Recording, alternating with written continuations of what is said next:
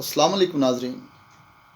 इस्लामाबाद के अंदर आज का वज़ीर आज़म जो साबिक़ वज़राए आज़म हैं उनके केसेस चल रहे हैं और आप जिस दर भी हेडलाइन देखेंगे तो आपको यही नज़र आएगा। सुप्रीम कोर्ट के अंदर एक तरफ तो भुट्टो केस चल रहा था और उसकी आज 7वीं समाअत थी 12 सालों के अंदर।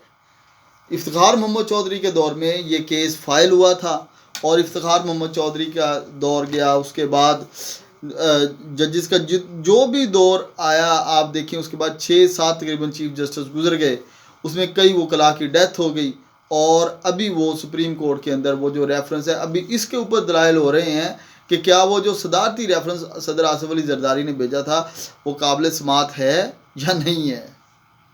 दूसरी तरफ एक और वज़ीर आज़म का था और वो वज़ीर आज़म थे जनाब मियाँ नवाज शरीफ साहब। अल अज़ीज़िया रेफरेंस था।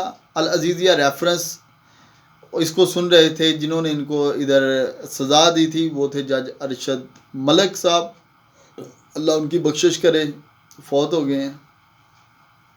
उन्होंने इनको सज़ा दी थी और फिर बाद में एक वो उनकी वीडियो टेप आई नासिर भट्ट के साथ और ये सारा कुछ चलता रहा और आज वही नासिर भट्ट इस्लामाबाद हाई कोर्ट में भी मौजूद थे। और अब अल अज़ीज़िया रेफरेंस के अंदर नवाज शरीफ साहब को बरी कर दिया गया, यानी कि नवाज शरीफ साहब के ऊपर जो तीनों केसेस थे, ठीक है, वो सारे के सारे इनके ऊपर एमन फील्ड वाला भी ख़त्म हो गया, फ्लैगशिप वाला वो नैब ने अपील वैसे वापस ले ली और आज अल अज़ीज़िया का फ़ैसला भी हो गया। अब अल अज़ीज़िया रेफरेंस जो है, इसमें जो नैब की तरफ से पेश किए गए हैं डॉक्यूमेंट है ना, वो सारे के सारे फ़ोटो कापियाँ थी, जिसके ऊपर chief justice Islamabad high court आमर फ़ारूक साहब ने ये कहा कि क्या ये सारी फ़ोटो कापियाँ कोई असल डॉक्यूमेंट भी है। तो नैब के प्रोसिक्यूटर साहब ने कहा कि हमारे पास यही हैं और इन्हीं के बेस के ऊपर नवाज शरीफ साहब का केस चला था। तो फिर तो चीफ जस्टिस साहब ने कहा कि ये तो फिर बड़ा ही ज़्यादती है आपने की इनके साथ, लेकिन बहरहाल उनको आज बरी कर दिया गया। अब देखें, इसी तरह के अगर केस नैब ने बनाने हैं और ये सारा कुछ चलना है तो इसमें देखें कि आप कितना मुल्क का पैसा और सारा कुछ चल रहा है, लेकिन क्या जिन्होंने नवाज शरीफ साहब के ऊपर केस चलवाए थे, अब ये जो अल अज़ीज़िया था इसके जो 22 गवाहान थे उनकी जो शहादतें थी वो जज मोहम्मद बशीर साहब ने कलमबंद की थी।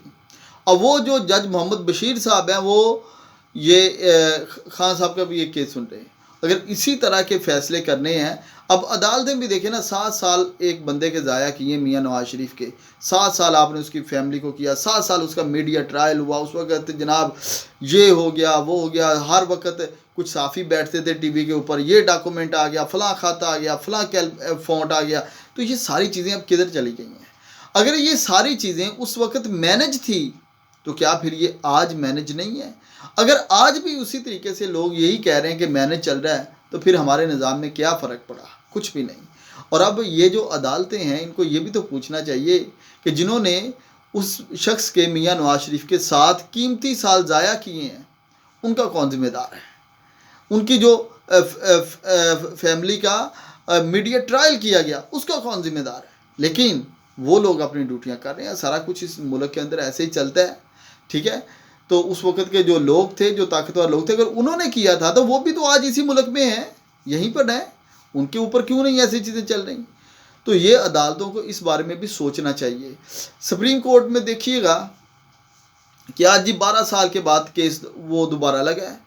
अब 12 साल वो case chief justice Iftikhar Mohammad Chaudhry के केस में 6 इसकी समाअतें हुई थी।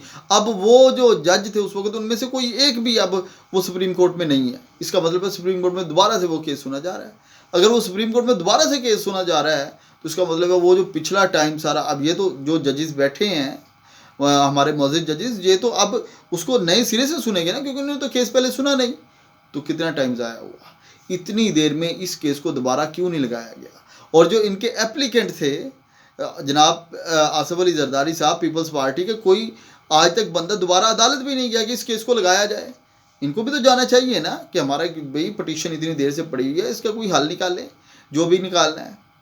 अब दूसरी तरफ आज साइफर केस इमरान खान साहब का था और इमरान खान साहब ने उस केस का उसकी जो ट्रायल हो रहा था उसका बाइकाट कर दिया।